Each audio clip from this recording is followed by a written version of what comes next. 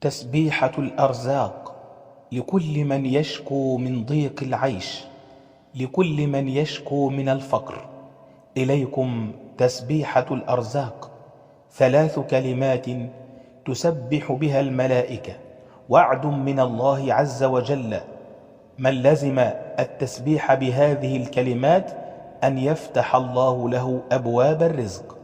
وقبل أن نتعرف على هذه التسبيحة، رجاء زينوا التعليقات بكثرة الصلاة والسلام على النبي صلى الله عليه وسلم، واعلموا أن من صلى عليه صلاة صلى الله عليه بها 10.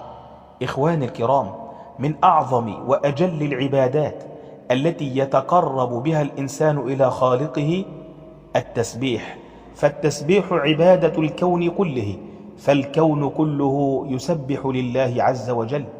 قال تعالى: سبح لله ما في السماوات وما في الأرض وهو العزيز الحكيم. وقال تعالى: وإن من شيء إلا يسبح بحمده ولكن لا تفقهون تسبيحهم إنه كان حليما غفورا.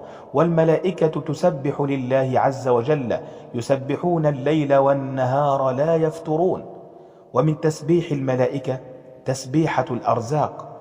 ورد في الحديث عن ابن عمر رضي الله تعالى عنهما أن رسول الله صلى الله عليه وسلم جاءه رجل يسأل أنه قد ضاق رزقه، فقال له رسول الله صلى الله عليه وسلم: أين أنت من تسبيح الملائكة؟ فسأله سيدنا عبد الله ابن عمر: ما هو يا رسول الله تسبيح الملائكة؟